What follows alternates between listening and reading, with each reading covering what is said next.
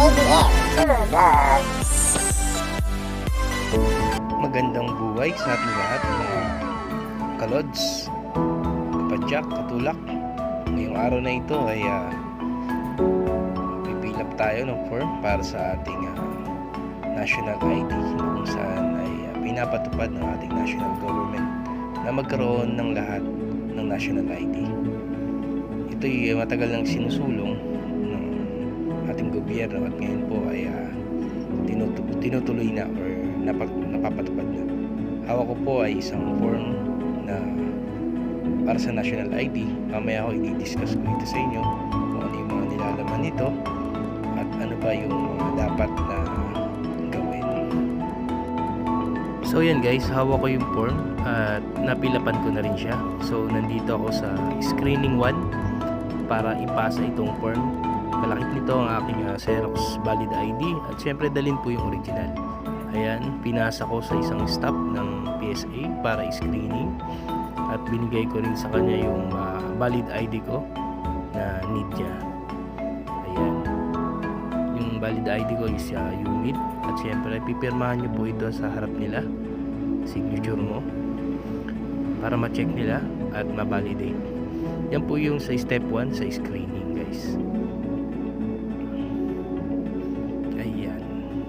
So guys, after screening number 1, binigyan ako ng stub para sa pila or kit 1 number 2. Galing na ako sa screening, nakakuha na ako ng kit. Ang number ko is number 20. So papunta na tayo sa step 2 ng Philippine Statistics Authority o National ID number guys. Ayan ay ginaganap dito sa aming schedule lang. So yun. Papunta na tayo sa step 2 sa screening. Step 1, screening. Step 2, siguro ang step 2 is niya para i-validate or i-assess to form natin.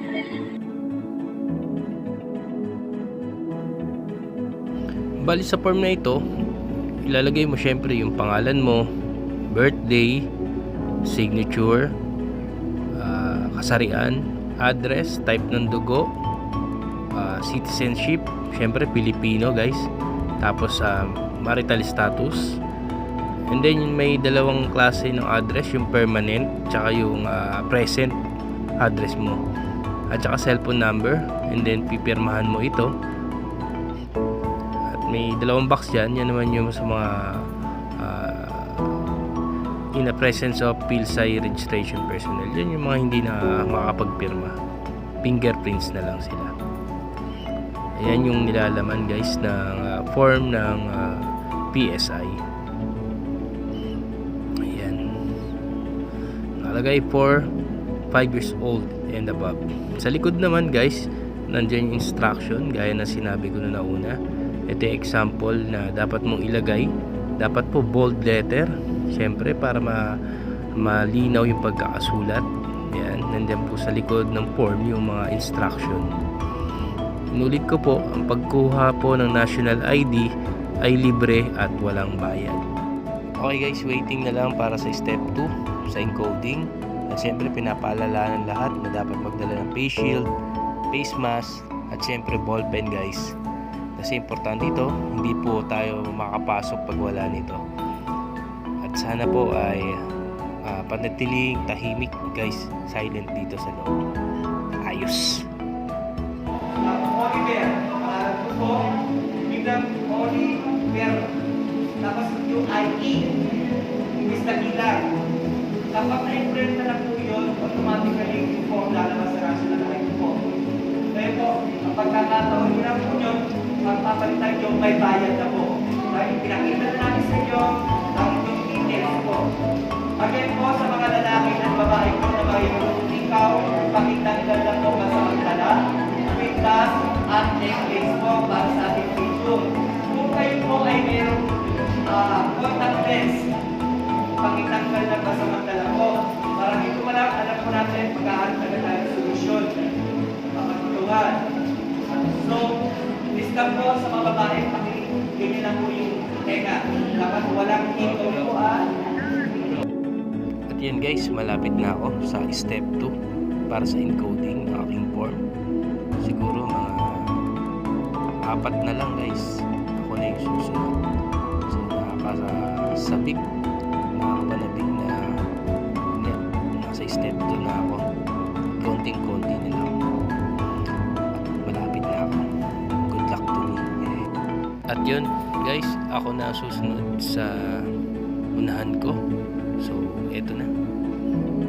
Ano kaya yung nandoon? Base sa aking nakikita, may dalawang computer. Ako na guys. So eto na. Uupo na ako. At isasalang na para sa national ID. Ayan, ito pala yan. Meron silang monitor na isa sa harap at meron naman computer set sa mismong staff. Meron din camera, finger scanner at eye scanner. Talagang modern technologies na ang ginagamit pagdating sa ID system. So yan, parang dalawang computer ang ginagamit. Meron sa harap, meron sa likod. Meron ba ni-edit ni ate? Yan yung nasa form ko guys.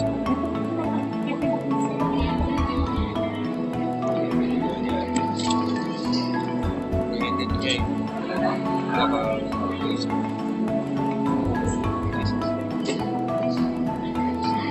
step 2, step 2.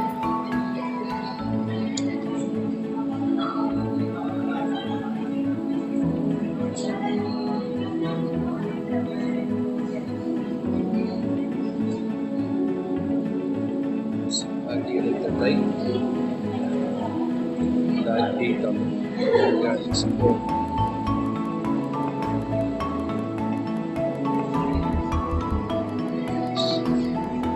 So ganito po yung pag-analyze system.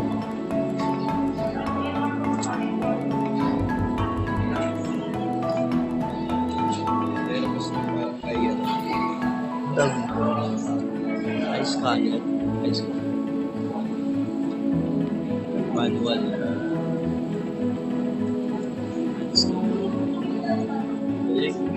ayos. So guys, pag mag-picture kayo, tatanggalin nyo yung mga ikaw, pigtas, or kung may contact lens kayo, tatanggalin nyo rin guys, kasi bawal yun, kasi may eye scanner dun. Bawal din yun. Ayun nga, inform nyo, napila pa nyo ng tama at walang mali para pag in-encode ng PSA ay okay na okay, swap.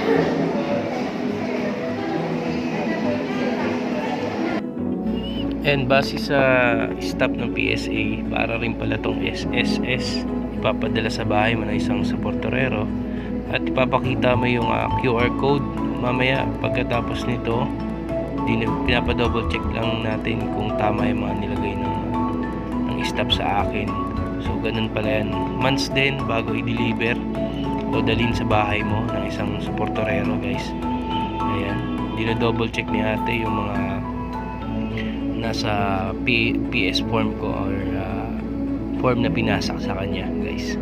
Yun, success. Ibig sabihin guys, okay na. So waiting na lang tayo para sa ating transaction step na tinatawag. And guys, ngayon naman susubukan natin yung finger scanning tsaka eye scanner. Nako naman yan.